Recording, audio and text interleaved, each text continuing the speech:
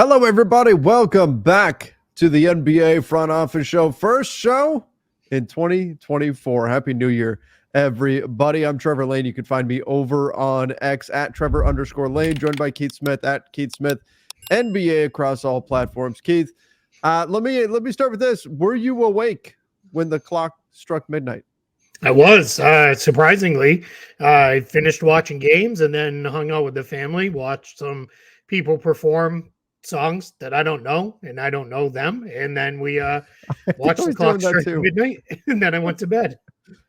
I was telling my wife, like, I flipping through and they brought up a few different artists, and she's like, "Who is this?" I said, "I have no idea." I don't know. But like, there was one. I think Green Day did something. I'm like, okay, I know them. Right? Yeah, I know Green Day. The other ones, I'm like, I have no idea who this is. But this is awful.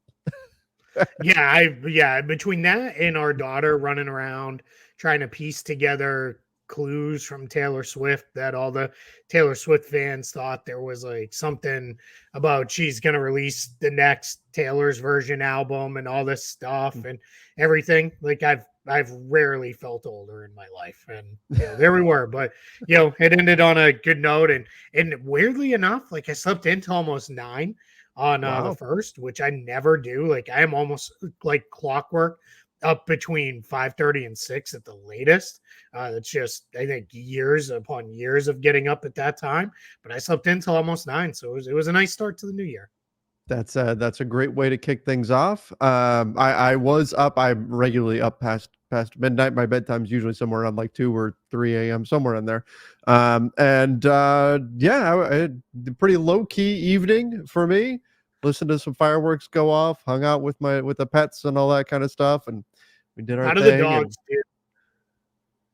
They did well. Which the pup, this is her first like experience with this kind of stuff, and she had no problems with it. And our older dog didn't have any issues with it either. So we were relieved because we weren't quite sure how she was going to react. Yeah, ours. It's funny. We live very close to Disney, and the Disney fireworks do not phase them at all. Like nothing. I think because they hear it every night. But like the ones in the neighborhood, they lose their minds and absolutely hate it. And my thing was, it was like, all right, cool, New Year's Eve, like let's go crazy, like do your thing, like it's fine. But then it was like started on the 30th, and then it carried into the first, and it's like, all right, enough. Like we're good now. Let's all be done with this, and let's all move on. You need to get out on your lawn and yell at people. I know I might have to yell at some clouds out there. All right. Well, we've got plenty of NBA news to get into. Gosh, I'm so glad that I'm not the only one who had no idea who the artists who were performing were. That does make me feel better, Keith. Maybe it shouldn't. You'll have to get your Lakers Nation cohort and our draft night buddy Sean to explain to us who some of these. Will have to. It's so funny that he'll bring somebody up and I'm like, I have no idea who you're talking. But then again, when I talk about it, he doesn't know what I'm talking about either. So it works great. It works great. We're both just we've hit that point where our music is now the oldies, right? And that's is just brutal. It is indeed. Speaking of my wife actually got me tickets. It's got us tickets for the summer to go see Green Day and the Smashing Pumpkins and Rancid. Nice. I'm very excited for that. Being that's our generation, Keith. Yeah, without a doubt, no doubt. All right, and that's another one. That's part of our generation, no doubt. There you go. I saw No Doubt open for 311 once. Oh, that's a good one. Back when like nobody knew who No Doubt was. It was in Providence, Rhode Island. Oh, that was in Rhode Island. I was going to say, was that back when you were in California, your Cal State Fullerton area days for No Doubt? But I guess that was before your time there. Yeah. Providence, Rhode Island. No Doubt opened for 311, and everybody was like, who, like, because she was gorgeous. So we were all like, who is this? Like, who is this band? And because this was, I'm not afraid to admit I'm old enough that like you didn't just pop on there was no phone to just look things up on, and like the internet was like barely around, so you're just kind of starting to figure stuff out. So the Strand Theater, I think it was called, in Providence back in the day. I'm sure it no longer exists. All right, enough of a trip down memory lane. Pascal Siakam, is he the next Raptor to leave Toronto. Is that what's going to happen? And then what happens to him contractually? Like, I know we're past the 30th year.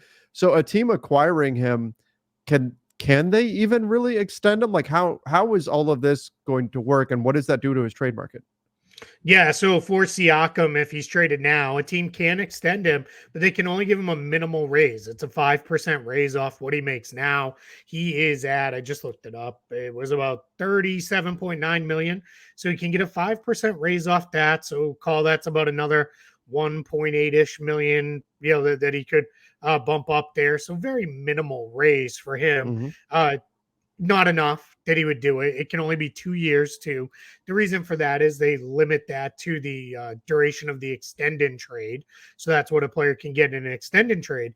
And then everything else would have to wait a minimum of 6 months. Well, 6 months from now, we're into the new league year. So chances of him extending are pretty much out unless it's with the Raptors. The Raptors could still extend him.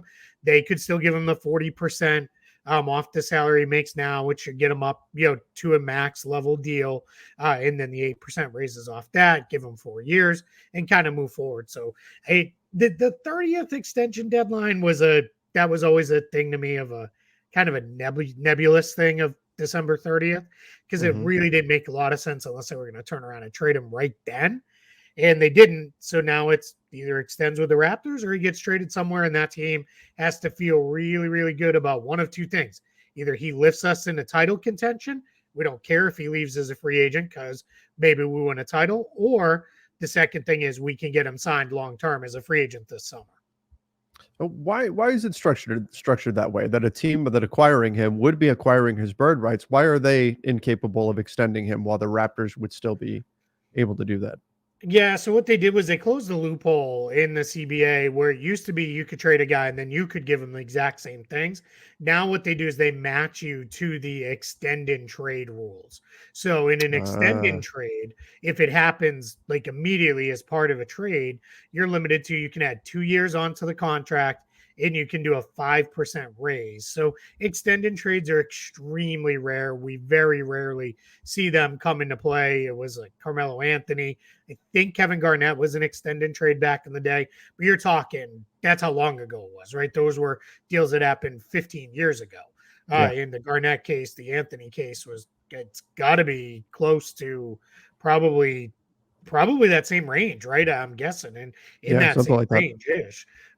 So that is very rare that we see those. Occasionally we've seen ones where a guy gets moved, then he extends after, but it's within the extended trade amount. So what they do is if you do the trade, you can extend and trade for that, or you get a 6-month restriction, which can. That's why OG Anunoby, some people got a little confused on the live show. And thank you, by the way, to everyone who tuned in and watched that live show. That's one of the bigger live shows we've done, especially considering it was on a Saturday afternoon on New Year's Eve weekend with no notice.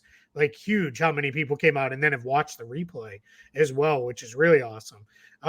But what we talked about with OG Anunoby that there was a little bit of confusion on was we talked about there being like this 6-hour window.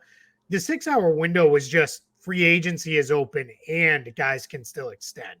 It's not really a window for Anunoby. Anunoby all the way now forward with the Knicks, because he's got to wait 6 months on the 30th of December, he can then extend. But the minute it clicks over to the 30th of June, he can extend. But it's just that 6-hour crossover period where free agency is open. Guys are still signing extensions like Nikola Vucevic, Naz Reid, a handful of guys last year. It's like, is this a new contract that they're agreeing to? Is this an extension? What is this? It's always a little bit odd, but that's just, what's going on with a guy like Anunoby as well. So to make sure I understand this correctly here. So Anunoby can't extend with New York until June 30th.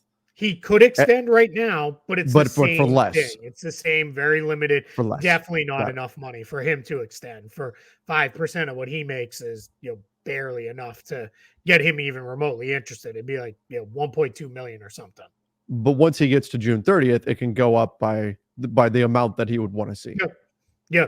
And his is weird because it's June 30th. So then it's, do I wait or do I wait another day and A then just day. sign a Right. free agent Right. contract. Like that's the whole thing with him. And by then he, anybody who watches the show, Trevor and I don't get all worked up over tampering stuff except in extreme cases.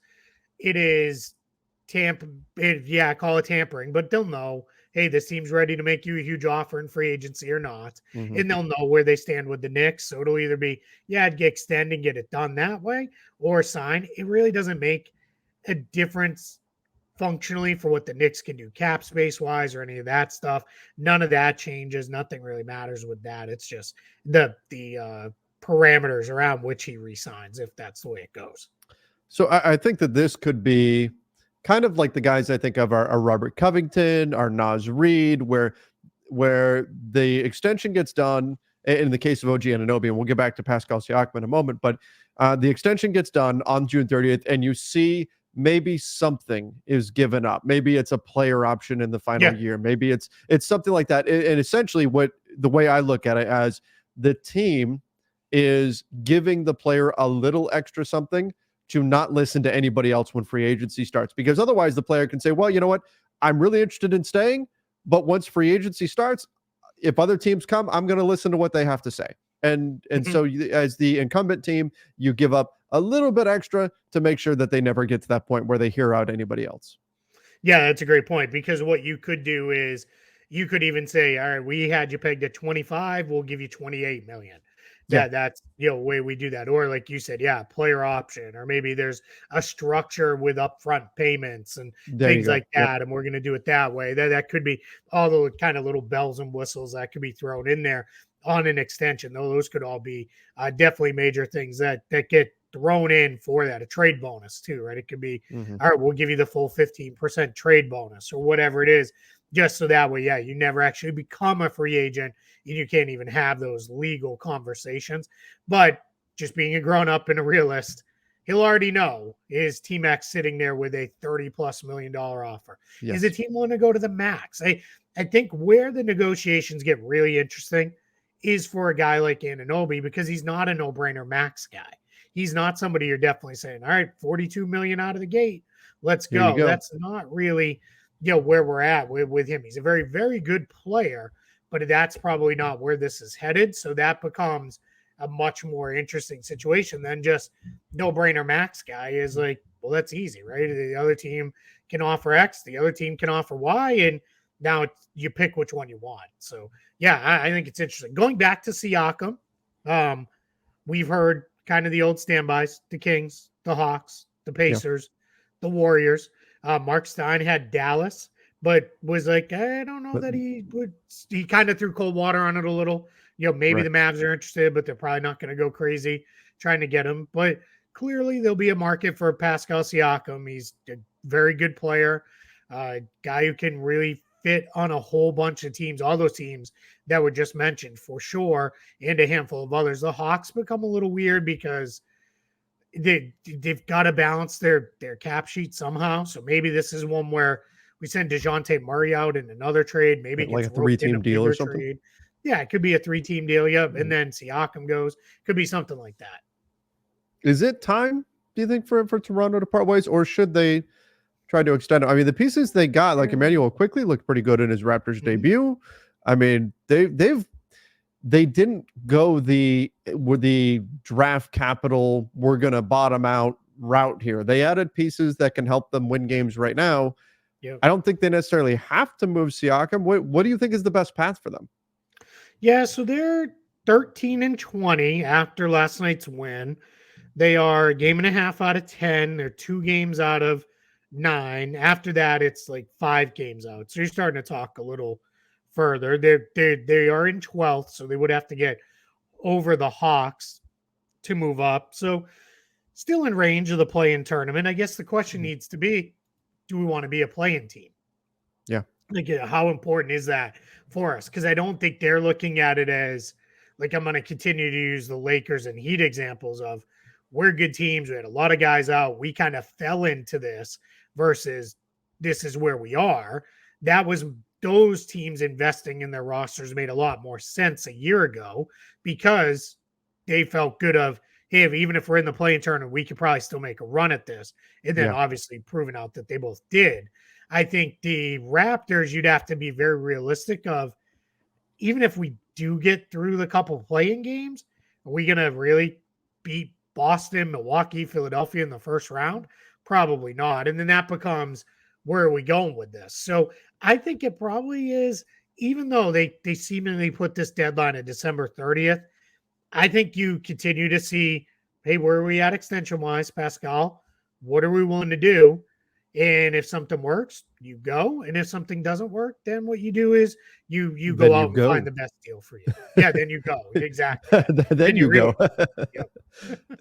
All right. Well, the Raptors, again, even with the OG Anunoby trade, which, by the way, we gave the Raptors a lot of flack for not getting stuff done in years past. Here they are. They opened the floodgates, hopefully, on the trade market. But they may have more moves in them here with Pascal Siakam. We'll see ultimately what happens. Maybe we'll bring Luca on later on this week, Luca Rosano, that'd be good. To talk a little bit about the Raptors side of all of this. Maybe get a couple games in, right, and see how they've looked. Yeah, absolutely. I know, Keith, that trade went down, and I messaged Luke and I said, "Whoa, this is a big trade." And he said, "I am so sick right now, so of course this happens to me. Isn't that the worst?" So he had to gut through it. Yeah, that's like worse than being like away, and you can't. Yeah, right. At least if you're away, you're like, well, there's nothing I can do. Like being sick is, then it's like, let me drag myself in front of the mic and I'll look like death warmed over, and we'll figure it out. So brutal. By the way, guys, go check out Raptors Nation for all their analysis. He does a great job over there. Really does. All right, let's get to this. We talked about the resting rules over the summer and how the NBA was instituting these new policies, trying to prevent players from sitting out games and teams from pulling shenanigans. The Nets are now being investigated because of what we talked about the other day. Keith, last week you and I talked about how Mikal Bridges was not thrilled with his minutes. There was the game where he only played in a quarter, and then they sat him, and it was, they thought he had played too much recently. They completely sat a number of players, and now the NBA is taking a look at them to see if they are breaking those rest rules. I believe this is the first example of it this year that's actually being investigated. So it'll be interesting to see how this plays out. Yeah, and a lot of the guys, right? I mean, Kawhi Leonard was like the poster child for these new rules and all that. And up until this, which was a real injury, obviously, with his hip, Kawhi hadn't missed a game, hadn't rested a game, he'd played in all. It was like the first 27 games or something like that. And if you have a real injury, it's different. So like that doesn't, you don't fall under the rest rules if it's you're hurt. Yeah. Right. So this one is, they played back-to-back games against the Pistons. They played guys longer than what Jacques Vaughn said he really wanted to play. And then they got into this game with the Milwaukee Bucks. And just if anybody's wondering, like, is this really a big deal? Well, Nick Claxton, Spencer Dinwiddie, Cam Johnson, Dorian Finney-Smith all sat out. They were inactive. They punted. Correct. And then of other regular rotation guys, of which there are three more, Cam Thomas, Mikal Bridges, and Royce O'Neal were all done by the end of the first quarter. None of those guys played beyond that. So it was all their two-way guys, their deeper bench guys like Noah Clowney and Derek Whitehead, who were both first-round picks, but have spent the bulk of the year with the Long Island Nets of the G League. So they really kind of basically said, Now, the funny thing was Milwaukee struggled through the better part of three quarters and then blew their doors off in the fourth, and it became a runaway. But this is, the NBA is looking into it and saying, hey, you kind of, basically punted the entire game with an entire roster. That was also part of this policy too, right? Was we don't want these games where no one plays. That's the kind of coming down on the Warriors, where the Warriors would finish a road trip and then would send all five starters home before the last game of the road trip, and then would just roll out whoever, get crushed, and call it good and move on. That was another big part of this. So I kind of get why the NBA is doing this. I'm going to guess now it's been a couple days. Maybe a fine comes, but that's probably it anyway. I don't know what else would come. I think you'd have to do this a whole bunch of times before the league would really take bigger punishments, but we'll see, where all this comes down. But it's, at least I guess from fan side of it, it's good that the league's looking into it and saying, hey, wait a minute. We get a few guys played. And Jock Vaughn openly admitted Mikal Bridges only played because of his consecutive game streak. Like he's like, I would have sat him too if it wasn't for that. So that's also another part of this is like, I don't know, that this doesn't feel great all around. Yeah, and part of this too has got to be the betting side of it, right? I mean, that's becoming a bigger thing. If teams are saying, "Oh yeah, a guy is playing that you're expecting to play 30 minutes or whatever," then he only plays a quarter. I'm not sure exactly what news was out ahead of if it was well known ahead of time that he was only playing I for a don't quarter. think it was. Yeah, I don't think it was. That's where it also gets messy with all of this stuff. We've seen similar things happen in the NFL where a player is reported. In fact, it was with I think it was with the Falcons and Bijan Robinson, where a player's like, "Oh yeah, he's going to play," and they don't report anything on the injury report or anything like that. And then, oh no, wait, he's sick and he's not going to play. Well, that messes with all of the betting markets and all of that kind of stuff. So it might be, I don't know, unseemly.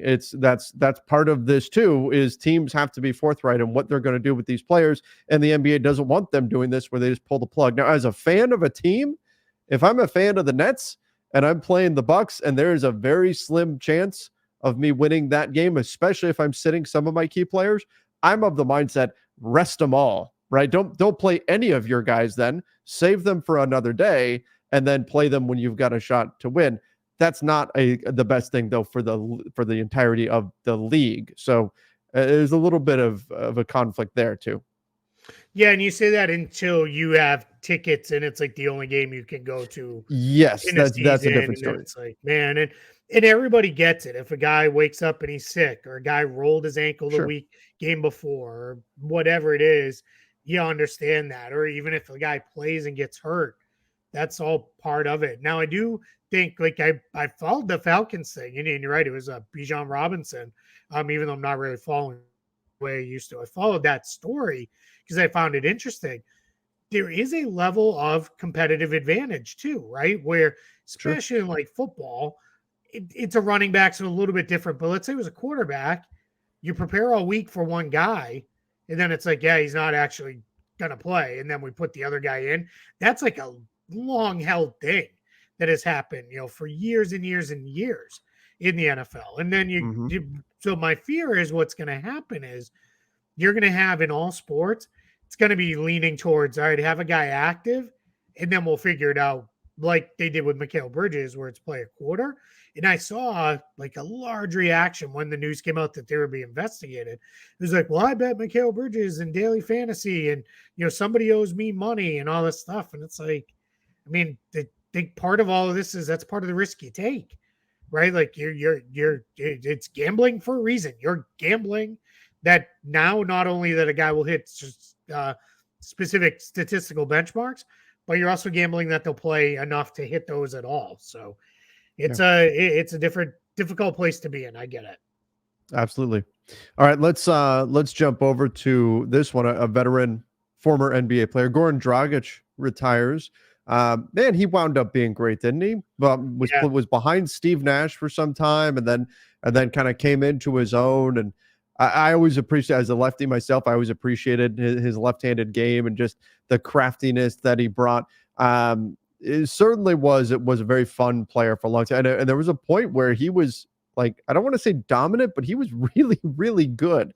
A very fun player to watch throughout his time in the NBA. I believe, dude, was he one of the last guys that made an all NBA team without making the all-star team? Am I making that up? He did. He made the 2013-14 all NBA team, and he did not make the all-star team that year. That's how good of a close he had. That was that Phoenix team that won like some absurd amount of games and didn't make the playoffs, if I remember right? That was the team. Let's see. They went. Oops. Clicking on the wrong things here. You'd think I'd know how to use Basketball Reference by now. Your memory is better than mine with that kind of stuff. Yeah, they went 48-34 that year and did not make the postseason. So they the Western Conference. So but hell of a career for him. Good international career, good national team career. I'll never forget that 2017 Eurobasket that Mm-hmm. Slovenia won. He was a huge part of that, along with Luka Doncic. And that sounds crazy, but that was 7 years ago this summer that happened, and that was like kind of one of the big like, wait a minute, this Luka kid, like, what Right. is? He's really something here. But yeah, Dragic, absolutely incredible career. I said this on Twitter. I can pay him no bigger compliment than there were times going against him in big playoff games where he was absolutely terrifying. Whereas like he's going to make every shot and there's nothing you can do about it. That's just going to be how it goes down. So salute to him. He's going to do a farewell game in Slovenia. My guess is will probably be with his club that he probably came up playing for, rooting for, or something like that. And then he's going to call it a career. So, but really good one. Absolutely. All right, let's jump over to this one. The Pistons, they finally won a game. They won a game, and sure enough, Raptors fans were terrified it was going to be them, and it was them. Now, they at least can fall back on, well, we had a bunch of guys gone because of the trade that went down, so it was a depleted Raptors team, but nonetheless, the Pistons did snap their losing streak. They won a game, and I don't know, did anybody get wings from that? I got to imagine. I tweeted that I hope they overordered wings in the Detroit area wing stops because it was something. So yeah, it's I would imagine they must have people must have hit them up. I would at least hope they did. And then in case anybody's wondering, they promptly went back to losing games and got drilled by the Rockets. Got blown out. Last night in the Thompson twins first game against each other. First time they've ever played against each other. In any like level. Yep. Yeah, they've always been on. They were always on the same youth teams and everything all the way up through. So that was the story. That's the first time they'd ever played a game against each other. Well, so Detroit has won a game, but then they're right back to their losing ways. But I mean, they'll take it. They won a game. You're good for a month. You're good for a month. They won a game. They're good for a month now. They're good for a month. All right. Somehow, surprisingly, still only 2.5 games behind or ahead, depending on which way you look at it, the San Antonio Spurs. Just refusing to win games. Speaking of the Spurs, they do apply for a disabled player exception. Charles Bassey, we'll talk about that. In fact, Keith, correct me if I'm wrong, but I think we've got a couple of days till 10-day contracts become a thing too, right? We do, yeah. January 5th is when 10 days become available for teams. We're about 5 days from when all contracts technically become guaranteed. It's really January 10th, but if guys aren't waived by the 7th, their contracts become guaranteed because they have to clear waivers by the 10th. So we're only 5 days out from that. We are only 3 days out from 10-day contracts being available. Not a lot of open roster spots around the league, and the teams that have roster spots open are probably not necessarily looking to fill them right now. It's teams like Chicago and Cleveland who are closer to the tax than I think they'd really like to be. New Orleans is already over the tax. They're trying to work through that. Golden State, Boston, they're both over the tax. So those are your only teams with open roster spots, along with the Lakers, and we'll see what they do. But again, taxes of a concern just for now, only because you don't want to make things a little harder on yourself making a trade later than it needs to be. So as long as you don't have a glaring need because guys are injured and out and all this stuff, I don't expect like a full run of 10 days right away out of the gate because most teams have full rosters. For the Spurs, disabled player exception, Charles Bassey is out for the season with the torn knee ligaments. What the Spurs is interesting. He only makes $2.6 million. So this disabled player exception will only be $1.3 million. But what I said on Twitter about this was, this is like you throw a tool in your toolbox, even if you don't think you may need it on the job. Yeah. You just have it just in case, because you don't want to get somewhere and then be like, man, I really could have used that socket wrench and I don't have it. So now it's all right, we've got this. And if we want to use it, it doesn't prorate like other exceptions do. So 1.3 million will be eventually more than what can be offered to guys on minimum contracts and those kind of things. So we'll see, but they don't have a roster spot. This is only a signing exception. Doesn't come with a roster spot or anything like that. So I don't think anything will come of it, but we'll see if that becomes a thing. Just worth noting that they do have it. They've got it now. Yep. Yeah, that's it. They also signed Mamadi Diakite to a two-way contract. He was signed this week because they also lost Charles Bediako, who played on a two-way for them and was playing with the Austin Spurs. He also has torn knee ligaments, going to miss the rest of the season. So he was waived, and they signed Diakite to fill in that spot there. And they're a little thin up front because Zach Collins is out 2 to 4 weeks with a sprained ankle for them. He had recently moved to the bench because they put Wembanyama at the 5. So we'll see, if any of these guys get run. Dominic Barlow, who's one of their two-way guys, second year on a two-way, kind of an intriguing guy. He's played well at the end of last season. He's been up with the big team and playing some minutes because they're just, again, a little bit thin up front. All right. Now, we just talked about some players who are on their way out due to injury. We have some players who are returning. Kawhi Leonard was back in action. Zach LaVine, might that matter for the trade market? He's getting back in action, potentially coming up Friday. Aaron Gordon, after dealing with the repercussions of a dog bite or bites, 21 stitches I saw. Yeah. Oh my goodness. And Joel Embiid. Right hand, his shooting hand, and his face. And I thought his comment was good. He's like, it's the ones on my hand that bother me. I'm not out here trying to win any pageants. So I thought that was a pretty good thing. And in case anybody was wondering, he fully said it was not the dog's fault. He was roughhousing with the dog. It got a little wild, and the dog bit down. And just if you've had a dog, sometimes you get them a little too worked up when you're playing with them, and it can get a little sideways. So Aaron Gordon on his way back, and then Joel Embiid as well. Obviously, the reigning MVP. That's a big deal. But good to see.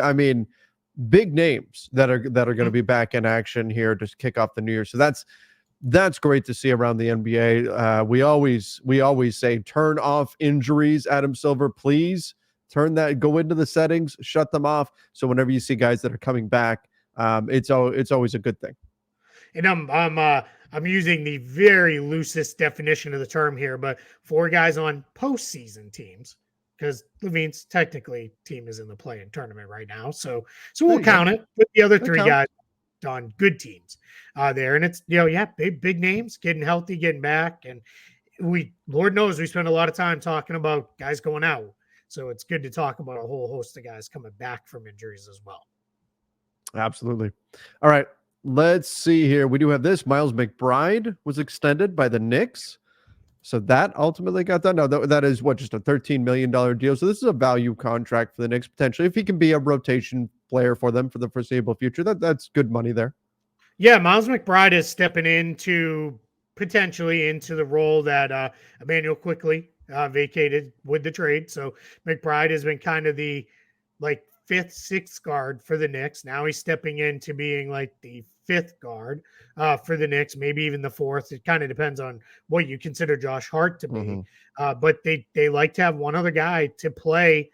It's like 8-10 minutes, but $4 million a year for 8 to 10 minutes. That's fine, right? That's perfectly fine. It's also a contract because, again, they've signed him early enough. They'll be able to trade him over the summertime if you need to throw $4 million more into a deal or something like that. The Knicks will be able to do that, and they'll be able to get McBride into a trade down the line. And who knows, where that'll go with the Knicks. So that gives you a little bit more flexibility for the summer by getting this done now, and so that is more work done by the Knicks. Speaking of them, they are not expected to go all out for Donovan Mitchell now. From what the Cavs have said, Donovan Mitchell is not even going to be on the trade market. So, but obviously right now we're still in the time of year where teams put out what's going to be most beneficial for them. Of course, the Cavs want to say, no, we will never trade Donovan Mitchell until a team calls up and offers something that they want. The same thing with opposing teams. They should be saying, nah, we would definitely not go all in. We like the team we have now. That's the message you want to send. And then maybe you're going, hey, how much would it really take to get him? But as of right now, not expected to go all out for Donovan Mitchell. I would imagine, though, Keith, if Donovan Mitchell really hits the trade market, whether it's now or this summer, there are teams that will go all out for him. Oh, yeah, 100%. I would think the Knicks would be involved. We know they were involved previously. To some extent, they didn't go all out last time for Donovan Mitchell because they didn't get him. He ended up with the Cavs instead. So we'll see what it looks like. The Nets have also been mentioned. There's just the rumors won't go away that he wants to go home. He wants to play in New York. That's where he's from. that that's what he wants to do. I have seen some stuff, though, that's floating around. Donovan Mitchell is not a free agent this summer. He can't even be a free agent. He has one more year left under full contract next season. Then it's in 2025. He has a player option for $37.1 million. So he's got another whole year left. So that's why the Cavs are probably looking at saying, we don't need to move right now. We need him. Darius Garland is hurt. We're still trying to be a good team. Evan Mobley obviously is out as well. But we need Donovan Mitchell right now. We're trying to be a playoff team. We're trying to be a good team. We need to keep him on this roster. And I think what turns into is, let's see how this year plays out. You start the loose extension contract discussions going into next summer. Then it becomes Mitchell's like, nah, not interested. Don't want to do any kind of extension. Don't even want to talk it. Then that's when you start having the conversation of, all right, do we need to think about moving him? Right? It's not dissimilar to the same stuff I repeated with like Jaylen Brown a year ago, which was right now you don't need to do anything. In the summertime, if he's eligible for the Supermax, or if he's sending any kind of indications of, yeah, this is definitely my last year here, then you have to at least explore what's out there for you, especially if you're the Cavs. You're not close enough to saying we need him because we're a title contender. We're right there to win a championship. You can't do that. So you need to at least have the conversation with other teams of what's available, what's out there. And then that's how you start to drive the bidding war, drive the price up, get yourself a bigger return, and off you go. And hopefully you recoup some of the value you sent out for him in the first place. Or you play well enough, you play really good, and maybe he says, no, I'm happy here. Let's have the extension conversation. Let's go. And maybe that's the way it plays out. But this is a situation where while he's not a free agent this summer, he's close enough to being a free agent. We're talking about a year and a half from now, that should he put forth the, hey, I'm not going to go for an extension, he will be able to, and maybe not as much right now by this trade, but by this summer, he will be able to steer his destination to some degree, unless, kind of like we talked about Pascal Siakam, unless it's a situation where a team just says, you know what, if we get him for a year, we get him for a year. Let's go try to win a championship this year, and then we'll see what's what next year. That's always possible. But most cases, teams are going to say, hey, if we have to give up all of this stuff in order to get this guy, we want to be sure that we can keep him. And then if he doesn't want to go to that team, he can say, well, you know what, I'm probably not going to stay. You guys can trade for me. I'll play for you for a year, but probably not going to stick around. That usually scares some teams off. So that will be a factor in this. If the Cavs are put into a spot where they need to move him, Donovan Mitchell will have some ability to direct his landing spot. Yeah, exactly. And that's why I say this summer, everything changes. This year at the trade deadline, I would, unless I'm blown away, nope, I got you. I'm going to keep you here for us. And yeah, if a team comes in and says, here's a whole bunch of stuff and good young players and draft picks and all that, and if you're Cleveland, you're like, that probably does make us better in the next couple seasons, then you jump now. But I think this is probably, we're going to hear more about this when we get to July than we're going to hear right now. I mean, maybe June, we'll see. But June, July, summertime, that's when we'll start hearing a little bit. Yeah. All right. Keith, I do believe that's everything for today. First show of 2024. In the books. Did you see tonight? We get Celtics Thunder tonight. It's not a national TV game or anything. There's no, I mean, if you count NBA TV showing the Bulls and Sixers, but Celtics Thunder tonight. That's a good one. That's about as good a regular season game as you're going to get this year. So I am extremely fired up for that one. That is going to be fantastic. The Thunder are a wonderful team. Where is it being played? I don't know it off the top of my head. Oklahoma City. Okay, that may be a factor in this, right? I mean, you've got two teams that are this good. Sure. Yep. That could wind up being a factor. But this is going to be quite the battle. That'll be an exciting one, definitely to watch. Let's see, Oklahoma City, and the line is actually Celtics by 4.5. Okay. The line. So we'll see. But it's that should be a really fun one. I did a little tweet. I try to every month. I check all the teams where they rank in offensive rating and defensive rating. Boston and the Thunder are 2 of 4 teams that are top 10 in both offensive rating and defensive rating. Think you can guess the other two? That's typically the stuff champions are made of. You got to be top 10 in both those things. So the Thunder and a West team. Oh, an East team and a West team. Okay. I'm gonna go with Minnesota because they've been so good. I know Denver would be the knee jerk, but I'm gonna say the Wolves because I know their top 10 defense. I think their offense has been good enough. And East, I don't think the Bucks defense has been quite good enough. The Pacers haven't been good enough there either. Is it a team like Miami sneaks in there somehow? It's not. It's another good team. I think we're all a little semi-skeptical because they've been destroying a bunch of bad teams. Yeah. Is it Orlando? So it's Philly. It's Philly. It's Philly. Okay. Oh Philly yeah, is, duh. but in the I think West, over the last week without Embiid, I sort of banished the 76ers from my mind. But yes, I should have landed on the 76ers. West, no you question. should have stuck with your gut. It's Denver. So Boston I thought it was going to be a trick there. I thought Denver was going to. They missed Jamal Murray for that stretch. I thought they were going to drop out of the top 10 in one of those categories. Yeah, Boston is second in offensive rating, third in defense. Sixers are third in offense, sixth in defense. The Thunder are sixth in offense, fifth in defense. And the Nuggets are eighth in offense, seventh in defense. Yeah, makes sense. There's 5 teams, probably all the 5 teams you could maybe guess that are at the bottom 10 in both. Jazz, Wizards, Hornets, Pistons, Spurs. Teams that are really good offensively, but not so good defensively. Pacers, Hawks, Knicks, Mavericks. The Bucks are out of that now. Their defense is starting to trend towards the other way. And then I'll give you a guess on 2 teams. They are in the top 10 in defense, but in the bottom 10 in offense. It's an East team and a West team. The Lakers. Yep, the Lakers are one of them. Yep. Are one of the 2. I know that. I've looked at that quite a bit. So bottom 10 offense, but top 10 defense. You mentioned them before. Oh, I did. Yep. Okay. Okay, flip it. So I went to the Pacers, but you said bottom 10 offense, top 10 defense. Okay. Yep. So then is it the Miami Heat? It's Orlando. Oh, it's Orlando. I said it back. Yep. Oh, yes, I should have got that one. See, if I have an extra couple of minutes to look through all the teams, then I'll think of it.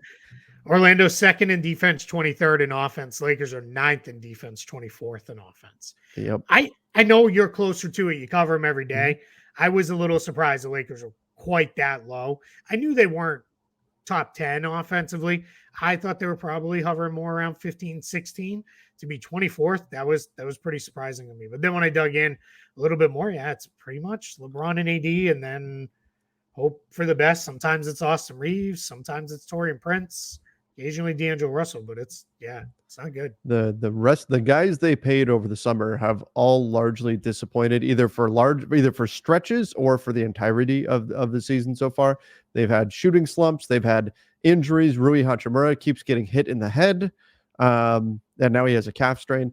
It's been the rock solid supporting cast that the Lakers were hoping to have this year has been anything but rock solid. So that's we're less than 2 weeks from Lakers trade season unofficially opening. That's right.